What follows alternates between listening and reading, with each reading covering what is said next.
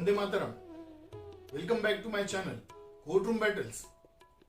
Dear friends, we have been discussing the provisions of the law and the landmark cases of the Honorable Supreme Court on this channel.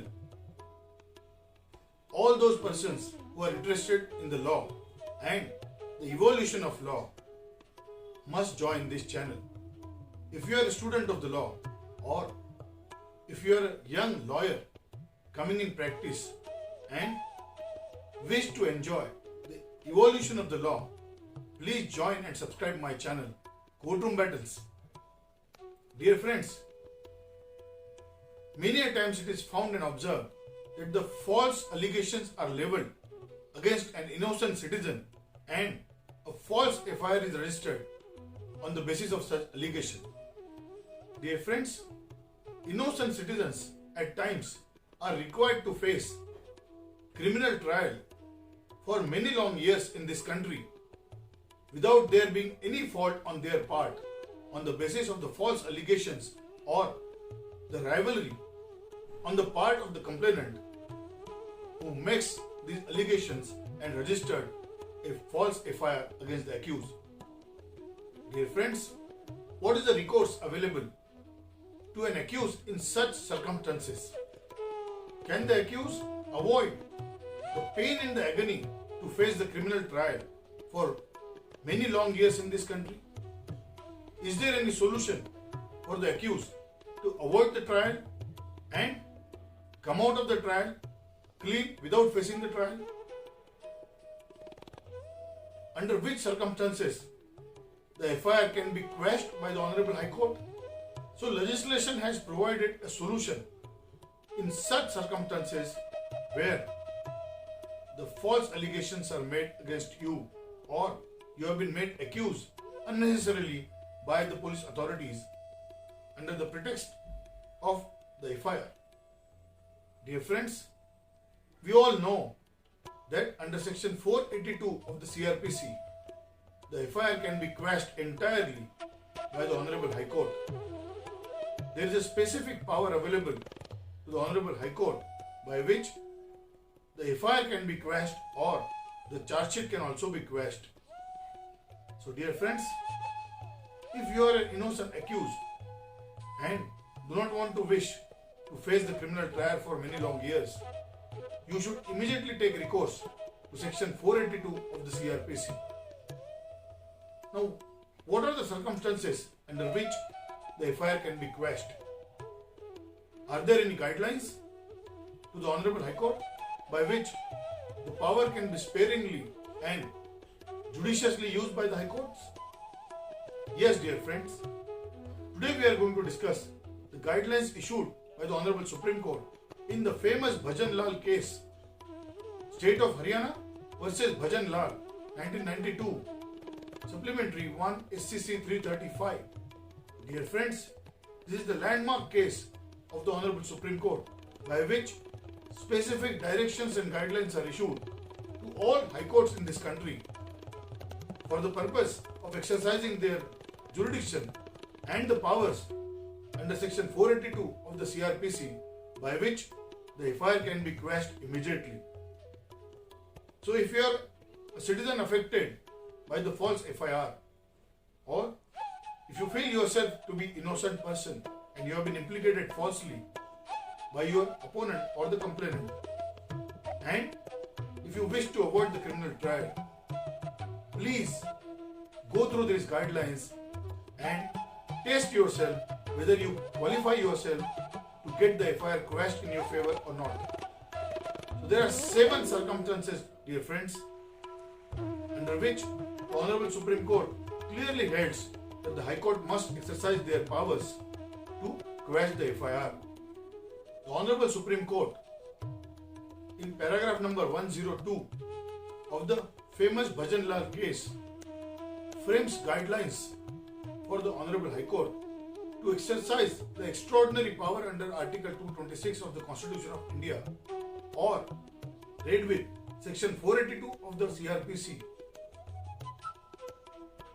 The Honorable Supreme Court states that in exercise of such power under Article 226 or inherent powers under section 482 of the CRPC, the High Court can quash the FIR either to prevent the abuse of the process of the court or otherwise to secure the ends of the justice. Let us see the 7 circumstances under which the FIR can be quashed. 1. Where the allegations made in the FIR or the complaint, even if they are taken at their face value and accepted in their entirety, do not prima facie constitute any offence or make out a case against the accused, then the FIR must be quashed. So dear friends, we time and again advise the accused or the counsel of the accused to read the FIR again and again. The endeavour must be made to see whether the allegations in the complaint prima facie make the offence under provisions of the CRPC or IPC. If the allegations, considering in entirety, do not constitute any offence, then the FIR has to go.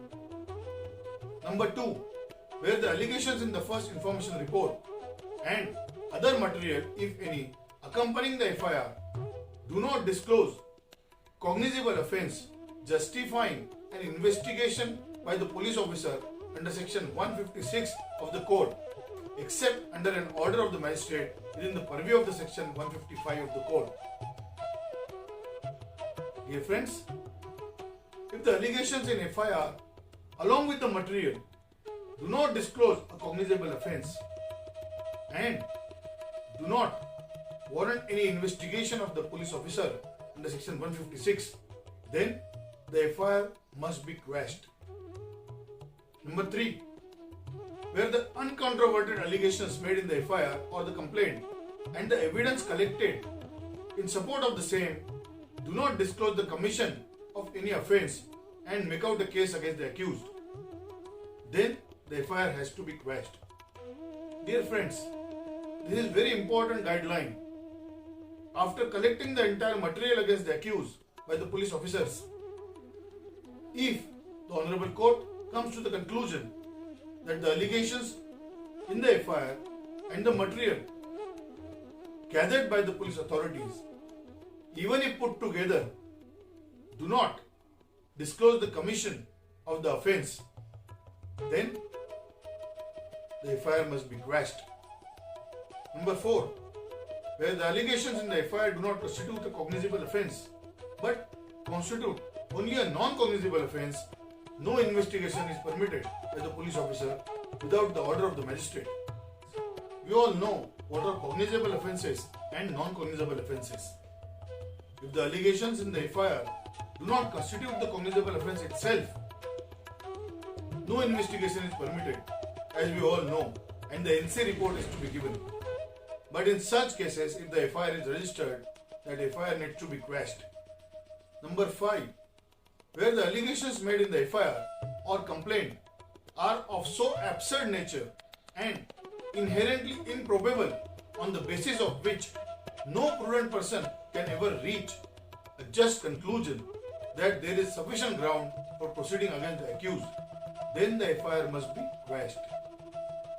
Dear friends, what does it say? It is very clear that if the allegations in the FIR are very absurd and inherently improbable so as to constitute the offence, then the FIR cannot stand. Many times it is found and observed in matrimonial matters or the allegations made by the wife against the husband or the entire family of the husband under 498A that such allegations do not constitute the offence themselves. Many times the allegations are vague. They are of different nature and they do not constitute the offence. In such cases, the FIR has to go. Number 6, where there is an express legal bar engrafted in any of the provisions of the code or the Consent Act under which a criminal proceeding is instituted, then to such institution and continuance of the proceedings, and where there is a specific provision of the code or under the Consent Act providing efficacious redress to the grievance of the aggrieved party, then the FIR has to be quashed. If there is an express bar under a particular act or under the code for continuation such a criminal trial or a proceedings against the accused, then that express bar has to be respected and the FIR needs to be quashed. 7. This is more important, dear friends.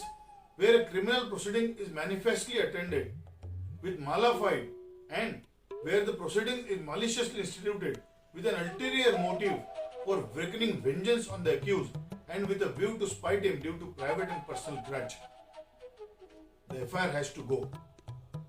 Dear friends, the nature of the content of the FIR and the complaint will have to be looked into by the Honorable High Court and see whether the accused is qualified to get the relief under these specific provisions of the Clause 7 of the guidelines. Criminal proceedings, if attended with a manifestly malified intention or maliciously effected with the ulterior motive, with the vengeance and revenge, then such kind of FIRs must be quashed, dear friends. So these are 7 instances or circumstances under which the Honorable High Court has got powers to quash the FIR. The power under Article 226 of the Constitution of India will have to be read with the inherent power under Section 482 of the CRPC in order to quash the FIR. The test is designed by the Honorable Supreme Court in the Bhajan Lal case. It is the duty of every lawyer to see whether his client or the accused qualifies into this particular test.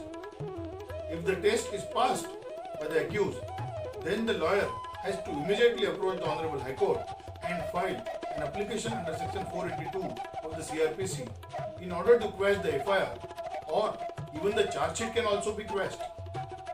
So dear friends, please exercise your right and get the FIR quashed if you think you are qualified into all these 7 categories or any of the categories. If you like this video, please like it, subscribe to my channel and share the video with all your friends and relatives. Knowledge is enhanced after sharing it. This channel is created for the purpose of legal education and creation of awareness among masses.